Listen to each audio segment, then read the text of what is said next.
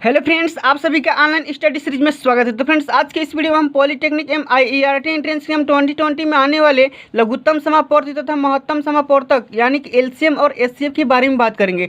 तो सबसे पहले फ्रेंड्स हम लघुत्तम समापवर्त यानी कि LCM के बारे में बात करेंगे। उसके बाद हम महत्तम समापवर्तक यानी कि HCF के बारे में बात करेंगे। उसके बाद फ्रेंड्स हम बात करेंगे कि लघुत्तम समापवर्त निकालने की विधियाँ कौन कौन सी है और महत्तम समापवर्तक निकालने की विधियाँ कौन कौन सी है। तो आइए फ्रेंड्स वीडियो स्टार्ट करते हैं। लेकिन वीडियो स्टार्ट करने से पहले फ्रेंड्स, यदि आप मेरे चैनल पर नए हैं तो प्लीज़ चैनल को सब्सक्राइब कर लीजिए, साथ ही साथ बेल आइकन भी प्रेस कर लीजिएगा ताकि इससे रिलेटेड मैं वीडियो अपलोड करूँ तो उसका नोटिफिकेशन सबसे पहले आपको मिल सके।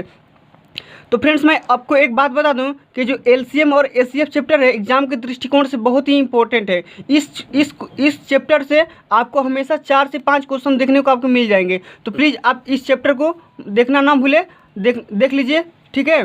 तो आइए हम बात करते हैं लघुत्तम समापवर्त यानी कि LCM के बारे में। तो लघुत्तम समापवर्त क्या होता है? अगर आपसे कोई पूछेगा कि लघुत्तम समापवर्त क्या है, बता दो भाई, तो आप क्या बताएंगे कि 2 या 2 से अधिक संख्याओं अथवा व्यंजकों का लघुत्तम समापवर्त वह छोटी से छोटी संख्या अथवा न्यूनतम घात वाला व्यंजक है जो दी गई संख्याओं अथवा व्यंजकों से पूर्णतः विभाजित हो जाता है, ठीक है। तो आइए फ्रेंड्स, इसका मैं मतलब समझा देता हूँ कि इसका मतलब क्या बोल रहा था, ठीक है। डेफिनेशन कि मान लीजिए कि हमको 6, 8 और 12 का मतलब क्या निकालना है, हमको लसा निकालना है यानी लघुत्तम समापवर्त निकालना है, ठीक है। तो सबसे पहले हम क्या करेंगे कि 6 से विभाजित होने वाली जितनी भी संख्याएं हैं हम उसको यहाँ पे काउंट कर लेंगे, यानी कि 6, 12, उसके बाद 18, 24, 30, ठीक है। यहाँ पे मैं 6 का गुणज लिख लेता हूँ, उसके बाद मैं 8 का गुणज लिख लेता हूँ, 8, 16, 24, 32, ठीक है। इसी तरह फ्रेंड्स मैं 12 के गुणज को लिख लेता हूँ, 12, 24, 36, ठीक है फ्रेंड्स। अब देखिए इसका जो लसा होगा यानी कि लघुत्तम समापवर्त जो होगा यानी LCM जो होगा वो क्या होगा। तो फ्रेंड्स आपको इस तीनों में एक चीज़ कॉमन दिख रहा होगा जो कि सबसे छोटी से छोटी संख्या होगी, ठीक है। तो आप यहाँ पे देख लीजिए कि 6 यहाँ पे छोटी छोटी संख्या दिख रही है लेकिन 6 इसमें नहीं है, ठीक है। अब मैं देखूँगा 8 इसमें तो दिख रहा है छोटी छोटी संख्या लेकिन इन दोनों में नहीं है। फिर मैं देखूंगा 12 को, तो 12 तो इसमें है लेकिन इस वाले में नहीं है। तो सबसे छोटी से छोटी संख्या आपको 24 यानी कि 24 देखने को मिल रही है जो कि इन तीनों में है। तो लघुत्तम समापवर्त का मतलब ही होता है कि देख लीजिए यहाँ पे कि वह छोटी से छोटी संख्या हो जो कि वो क्या हो कि इस तीनों से क्या हो कट जाए, ठीक है। तो इसका मतलब यही बोल रहा था। तो आइए मैं दूसरा एग्जाम्पल लेके आपके सामने आया हूँ कि दूसरा एग्जाम्पल कि इसका मान लीजिए कि x³ x², x⁵ x⁴ का लौसा बताइए, ठीक है। तो आइए इसका लौसा कैसे निकालते हैं इसके बारे में मैं बात कर लेता हूँ, ठीक है। तो अब मान लीजिए कि x³ के गुणज जो होता है वो क्या होता है, x⁴ हो जाएगा, x⁵ हो जाएगा, x⁶ हो जाएगा, इसका गुणज हो जाएगा, ठीक है। अब x² का जो गुणज होगा वो हो जाएगा x³ x² हो जाएगा, x⁴ हो जाएगा, x⁵ हो जाएगा, ठीक है फ्रेंड्स। अब इसी तरह x⁵ के गुणज क्या होंगे, x⁵ 1 हो जाएगा, उसके बाद से x⁶ हो जाएगा, x⁷ हो जाएगा, ठीक है। अब इसी तरह मैं लास्ट वाले को मैं गुणज बता देता हूँ कि x⁴ का गुणज कितना हो जाएगा, x⁴ 1 हो जाएगा, x⁵ 1 हो जाएगा, x⁶ हो जाएगा, x⁷ हो जाएगा। तो अब फ्रेंड्स आपको देखने को मिल रहा होगा कि इन तीनों में सबसे छोटी से छोटी जो व्यंजक होगा वो मतलब कौन सा आपको देखने को मिल रहा है। तो सबसे पहले हम देखेंगे कि x⁴ को देखेंगे, ठीक है। x⁴ इसमें छोटी छोटी व्यंजक है लेकिन इसमें नहीं है, इसमें नहीं है और इसमें है। तो हमको क्या करना है कि सब में हमको कॉमन खोजना है, ठीक है। तो कॉमन खोजेंगे तो हमको x⁵ देखने को मिलेगा। यहाँ पे भी x⁵ है, यहाँ पे भी क्या है x⁵ है, और यहाँ पे भी क्या है x⁵ है, और यहाँ पे भी क्या है x⁵ है, ठीक है। तो वह छोटी से छोटी संख्या जो इन तीनों से पूर्णतः विभाजित हो जाए, अच्छा ये व्यंजक हैं जो कि इन सभी व्यंजकों से विभाजित हो जाए, वही हमारे क्या होता है LCM होता है यानी लघुत्तम समापवर्त होता है। तो आइए हम बात करते हैं कि लघुत्तम समापवर्त निकालने की विधियाँ कौन कौन सी है। आप इसे मिस मत कीजिएगा, ये एग्जाम के दृष्टिकोण से बहुत बार पूछा जा चुका है, ठीक है।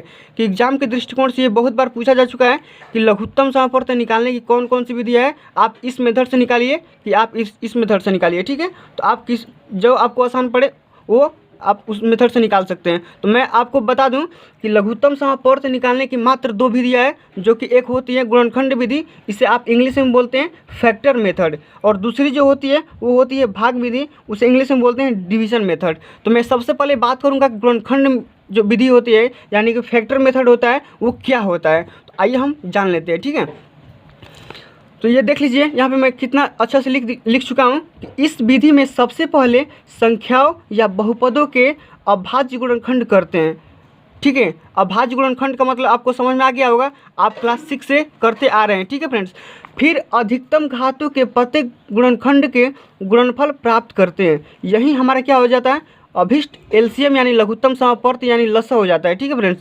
तो आइए हम देख लेते हैं कि हम फिर मैं पहला वाला एग्जाम्पल लेके आ चुका हूँ कि 6, 8 और 12 का क्या करना है, लसा ज्ञात करना है, ठीक है। तो हम जानते हैं कि इस गुणनखंड मेथड से मैं बता चुका हूँ कि सबसे पहले आपको क्या करना है, दी हुई संख्याओं का अभाज्य गुणनखंड निकालना है। तो अभाज्य गुणनखंड किस तरह निकालते हैं, आइए मैं यहाँ पे निकाल के दिखा चुका हूँ आपको कि 6 का अगर अभाज्य गुणनखंड निकालेंगे तो 2 × 3 हो जाएगा, ठीक है। और 8 का निकालेंगे तो 2 × 2 × 2 हो जाएगा, ठीक है। और 12 का निकालेंगे तो कितना हो जाएगा, 2 × 2 × 3 हो जाएगा, ठीक है। तो अब जानेंगे कि इसका जो एलसीएम निकालेंगे यानी लसा निकालेंगे तो 6, 8, 12 का लसा जो होगा वो होगा हमारा अधिकतम मतलब घातों की संख्या। तो यहाँ पे बोला गया है कि अधिकतम घातों की संख्या जितनी होगी वो हमारा लिखा जाएगा। तो इस वाले टर्म में देखते हैं कि 2 की घात पावर कितनी है, 1 है, और यहाँ पे 3 की घात कितनी है, पावर 1 है। लेकिन यहाँ पे 8 के पावर में 8 बराबर देखेंगे तो यहाँ पे 2 के पावर 3 हो जाएगा, और यहाँ पे देखेंगे तो 2 के पावर 2 हो जाएगा। तो सबसे पहले हम अधिकतम घातों की संख्या कलेक्ट करेंगे, तो यहाँ से हम 2 की पावर 3 ले लेंगे, ठीक है। तो यहाँ पे 2 की पावर 3 इंटू कर देंगे कितना, 3 के पावर देखेंगे कितना अधिक है, ठीक है। 3 के पावर 1 ही है, तो यहाँ पे 3 के पावर 1 लिख लेंगे, ठीक है। तो इसको आप काउंट करेंगे यानी इसको आप मल्टीप्लाई करेंगे तो ये 24 आ जाएगा, ठीक है। तो इसका जो एलसीएम होगा वो कितना होगा, 24 यानी कि 24 हो जाएगा। अब बात कर लेते हैं एक सेकंड नंबर एग्जाम्पल के बारे में। इस सेकंड नंबर एग्जाम्पल को आप कैसे करेंगे, गुणनखंड मेथड से यानी कि फैक्टर मेथड से। आइए जान लेते हैं। यानी एग्जाम्पल हमारा क्या है कि x² और xy² का एलसीएम निकालना है, ठीक है। तो सबसे पहले मैं xy का फैक्टर करूँगा, उसके बाद x² का फैक्टर करूँगा, उसके बाद xy का फैक्टर करूँगा। तो आप यहाँ से xy का फैक्टर करेंगे तो x × y हो जाएगा, x² का करेंगे तो यहाँ पे x 2 बार है तो 2 बार यहाँ पे लिख देंगे, x × y हो जाएगा, ठीक है। अब यहाँ पे x² है तो x × y हो जाएगा, यहाँ तो कोई दिक्कत नहीं है आपको। तो यहाँ हम एलसीएम जब निकालेंगे तो हम अधिकतम x की अधिकतम घातों की संख्या लेंगे, फिर y की अधिकतम घातों की संख्या लेंगे। तो यहाँ पे आपको दिख रहा है कि यहाँ पे x की अधिकतम घात कितनी है, 1 है, और यहाँ पे अधिकतम घात कितनी है तो 2 है, तो मैं 2 वाला लूँगा, ठीक है। तो यहाँ पे x² हो जाएगा और यहाँ पे y की पावर 2 है तो यहाँ पे y² ले लूँगा। तो हमारा जो एलसीएम होगा x² × y² हो जाएगा, तो ये हमारा आंसर हो जाएगा, ठीक है फ्रेंड्स। यहाँ तो कोई दिक्कत नहीं है। अब चलिए हम बात करते हैं कि लघुत्तम समापवर्त निकालने की जो विधियाँ होती है सेकंड नंबर, वो कौन सी होती है, भाग विधि यानी कि डिवीजन मेथड। तो डिवीजन मेथड के बारे में बात करते हैं, ठीक है। तो आइए यहाँ पे मैं फिर वही एग्जाम्पल लेकर आया हूँ कि 6, 8 और 12 का लसा ज्ञात करना। तो सबसे पहले मैं भाग विधि से यानी सबसे पहले इसमें भाग दिया जाता है सबसे छोटे छोटे इसे कॉमन वाले फैक्टर से, ठीक है। तो यहाँ पे मैं 2 से अगर भाग दूंगा तो यहाँ पे ये 3 बार में जाएगा और ये 4 बार में जाएगा, ठीक है। और ये हमारा कितना बार में जाएगा, 6 बार में जाएगा, ठीक है। आप इतना तो जानते होंगे, कोई दिक्कत नहीं, इतना तो 2 क्लास से पढ़ाया जाता है, ठीक है। और यहाँ पे जान लेते हैं कि ये फिर 2 बार में जाएगा तो ये कटेगा नहीं, तो इसे आप कॉपी कर देंगे और इसे ये 2 बार में कैंसिल हो जाएगा और ये 3 बार में, ठीक है। और फिर यहाँ पे एक बार और 2 से कटाएंगे तो ये 3 हो जाएगा, ये 1 हो जाएगा और ये 3 हो जाएगा।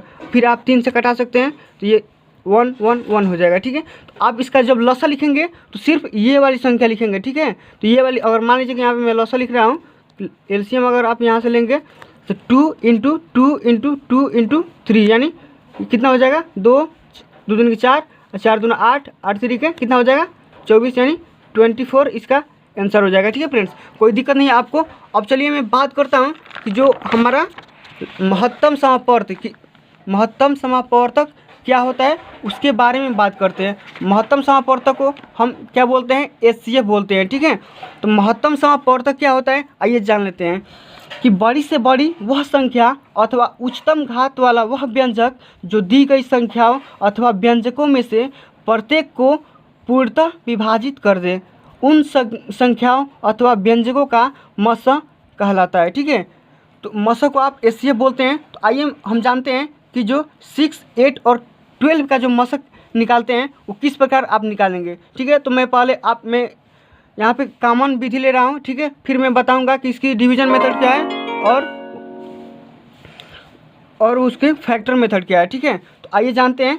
सबसे पहले हम जानते हैं कि 6 का हम फैक्टर निकालेंगे तो कितना होगा, 6 को विभाजित करने वाली संख्या निकालेंगे कि एक हो जाएगा 1, 2, 3 और 6, यानी 6 इन 4 संख्याओं से कटेगा। ठीक है, मौसा निकालने की ये विधि है। ठीक है, और 8 को निकालेंगे कि 8 को विभाजित करने वाली कौन कौन सी संख्या है, तो एक हो जाएगी 1, 2, 4, 8, इतनी हो जाएगी संख्या। फिर हम निकालेंगे कि 12 को विभाजित करने वाली कौन कौन सी संख्या है, तो एक हो जाएगा 1, 2, 3, 6, 4, उसके बाद 12 हो जाएगा। ठीक है, तो अब इसका जब मसा निकालेंगे फ्रेंड्स, तो हम वो छोटी से छोटी संख्या देखेंगे जो कि क्या कर रही है, इन तीनों को विभाजित कर रही है। ठीक है, जब तीनों को विभाजित कर रही है तो हमारी छोटी से छोटी मतलब अधिक से अधिक मतलब जो हमारी संख्या है वो कौन सी है हमारी, एक तो मतलब 1 है, तो आप 1 में किसी भी संख्या से मल्टीप्लाई करेंगे तो मान में कोई अंतर नहीं आएगा।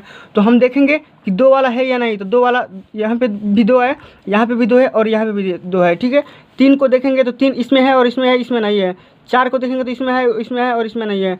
तो हम अधिकतम घात वाली संख्या को लेते हैं। तो यहाँ पे देख लीजिए कि हमारा अधिकतम मतलब मान वाला कौन सी संख्या है, 2 है। तो हम यहाँ पे इसका मौसा जब निकाल लेंगे तो यहाँ पे हमारा मौसा कितना हो जाएगा, 2 हो जाएगा। ठीक है, अब फ्रेंड्स इसके बारे में मैं बात करता हूँ कि महत्तम समापवर्तक निकालने की विधियाँ कौन कौन सी है। मैं बता चुका हूँ फ्रेंड्स कि इसकी भी महत्तम समापवर्तक निकालने की विधियाँ जो है 2 है।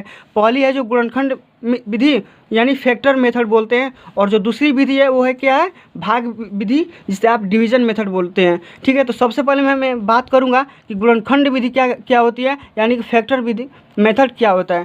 तो इस विधि में दी गई संख्याओं अथवा व्यंजकों का अभाज्य गुणनखंड निकाला जाता है। मैं बता चुका हूँ कैसे निकाला जाता है। उसके बाद सर्वनिष्ठ गुणनखंड का गुणनफल ही मसा हो जाता है। ठीक है, जो सर्वनिष्ठ गुणनखंड होगा हमारा, उसी को हम गुणनफल यानी गुणा कर देंगे तो हमारा मसा हो जाएगा। आइए हम बात करते हैं कि 4, 6 और 8 का मसा कैसे होगा।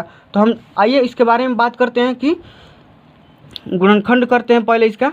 उसके बाद देखिए 4 हो जाएगा और ये हमारा 6 हो जाएगा और ये हमारा 8 हो जाएगा। ठीक है, तो हम देख लीजिए, हम यहाँ बात कर लेते हैं कि ये हमारा कटेगा 1 × 2 × 2 से, फिर यहाँ पे ये कटेगा 1 × 2 × 3 से, फिर यहाँ पे कटेगा 1 × 2 × 2 से। ठीक है फ्रेंड्स, अब इसको जब मौसम निकालेंगे तो हम अधिकतम मान वाला देखेंगे, इसका अधिकतम मान मतलब संख्या कौन सी है। ठीक है, तो अब यहाँ पे आपको दिख रहा है, फिर यहाँ पे आपको 2 मतलब कॉमन दिख रहा है जो कि इनमें अधिकतम घात वाला है। ठीक है, उसके बाद यहाँ पे 3 तो नहीं दिख रहा है, तो आप यहाँ पे डायरेक्ट इसका मौसा लिख सकते हैं, वो हमारा 1 × 2, यानी कि हम डायरेक्ट यहाँ पे 1 × 2 लिख दे रहे हैं, यानी कि 2 हो जाएगा। ठीक है फ्रेंड्स, कोई दिक्कत नहीं है। अब इसे जानते हैं कि मौसा निकालने की जो हमारी अगली विधि है यानी कि भाग विधि, हम इसके बारे में बात करेंगे। ठीक है, तो इस विधि में सबसे पहले छोटी से छोटी बड़ी संख्या को भाग देते हैं। देख लीजिए फ्रेंड्स, ये जो बोल रहा है, इस संख्या में हम क्या करते हैं कि छोटी से छोटी संख्या से हम बड़ी संख्या में भाग देते हैं। उसके बाद क्या करते हैं, इस क्रिया को तब तक दोहराते हैं जब तक कि शेषफल 0 ना हो जाए। ठीक है, इसमें अंतिम भाजक संख्याओं का मसा होता है। तो फ्रेंड्स मान लीजिए अगर हम 3 संख्या लेते हैं तो उसमें हम तीनों में से छोटी संख्या देखेंगे कि उसमें छोटी संख्या कौन सी है। उसके बाद उसी संख्या से उसके बड़ी वाली संख्या में भाग देते हैं, और यह प्रक्रिया तब तक करते हैं जब तक कि उसका शेषफल 0 ना आ जाए। ठीक है, तो आइए हम इसके एग्जाम्पल के मेथड से मैं इस प्रोसेस को समझा देता हूँ कि ये मेथड कैसे अप्लाई किया जाता है। ठीक है, तो आइए जानते हैं कि 6, 8 और 12 का मसा कैसे ज्ञात किया जाता है। ठीक है, तो सबसे पहले हम छोटी वाली संख्या को इस क्वेश्चन में चूज करेंगे, उसके बाद बड़ी वाली संख्या में भाग देंगे। तो हमारी छोटी संख्या इसमें क्या है फ्रेंड्स, इस वाले क्वेश्चन में हमारी छोटी संख्या क्या है, 6 है। ठीक है, तो मैं 6 से 8 में क्या कर रहा हूँ, डिवाइड कर दे रहा हूँ। ठीक है, तो यहाँ से आप डिवाइड करेंगे तो सीधे 1 बार में जाएगा। ठीक है, तो यहाँ पे 6 हो जाएगा, ये कट के कितना हो जाएगा, 2। ठीक है, इधर तक समझ में आ रहा है। अब देखिए, अब इस 2 से अब जो हमारा भाजक 2 आ जाएगा, तो हम इस भाजक से हम क्या करेंगे, आप यहाँ पे देख सकते हैं कि तब तक भाग किया जाता है जबकि मतलब भाजक हमेशा उस वाले भागफल को 0 ना कर देता है। ठीक है, तो यहाँ पे देख लीजिए कि हमारा 2 है, 2 से हम क्या करेंगे, फिर यहाँ पे 2 लेंगे और यहाँ पे हम क्या करेंगे 12 में भाग देंगे। ठीक है, तो हम 12 ले लिए यहाँ पे, और 2 6 बार में ये 12 क्या हो जाएगा, कैंसिल हो जाएगा, हमारा कट के कितना आ जाएगा, 0 आ जाएगा। ठीक है, तो हमारा जब कट के 0 आ जाएगा तो जो हमारी यही भाजक है ये हमारा क्या है, ये हमारा मसा है। ठीक है, आपको समझ में आ गया होगा, कोई दिक्कत नहीं है। तो अब चलिए हम फ्रेंड्स मैं बात कर लेता हूँ इस चैप्टर का, इस अध्याय का महत्वपूर्ण बिंदु क्या है, यानी कि इम्पोर्टेंट पॉइंट क्या क्या है। ठीक है, तो आइए हम उसके बारे में बात करते हैं कि इस चैप्टर का महत्वपूर्ण बिंदु क्या है, जो कि हमारे न्यूमेरिकल में चाहे क्वेश्चन में हमको काम में आएंगे। तो सबसे पहले फ्रेंड्स हम जान लेते हैं कि जो मसा इंटू लसा होता है, यानी महत्तम समापवर्तक इंटू लघुत्तम समापवर्त जो होता है, संख्याओं का क्या होता है, गुणनफल होता है। ठीक है, आप इसे याद कर सकते हैं क्योंकि ये हमेशा हम क्या होता है क्वेश्चन में काम आने वाला है। ठीक है, अगर कोई आपसे पूछे कि भिन्नों का लसा क्या होता है, तो सबसे पहले यहाँ पे लिखेंगे कि जो अंशों का मतलब अंश जो होता है, अंशों का लसा अपान में हरों का मसा होता है। ठीक है, इसी तरह आपसे कोई पूछे कि भिन्नों का मसा क्या होता है, तो आप बताएंगे कि अंशों का मसा अपान में हरों का मसा। ठीक है, इतना तो क्लियर है, कोई दिक्कत नहीं है। तो मैं आगे आने वाली वीडियो में फ्रेंड्स मैं बताऊंगा कि इस पर क्वेश्चन कैसे कैसे बन सकते हैं, जो कि एग्जाम के दृष्टिकोण से बहुत ही इंपॉर्टेंट है। तो मैं आज बस इतना मैं लेके आया था। तो चलिए फ्रेंड्स, यदि आपको ये वीडियो समझ में आ गया होगा तो प्लीज़ वीडियो को लाइक कीजिए, और यदि आप मेरे चैनल पर नए हैं तो प्लीज़ चैनल को सब्सक्राइब करके बेल वाली घंटी जरूर दबा दीजिएगा, क्योंकि आपको भी हेल्प मिल सके। और फ्रेंड्स ये मैसेज अपने पास ही मत रखिएगा, इस वीडियो को अधिक से अधिक शेयर कीजिए ताकि आपके सिवा और किसी को भी हेल्प मिल सके। Thanks for watching this video.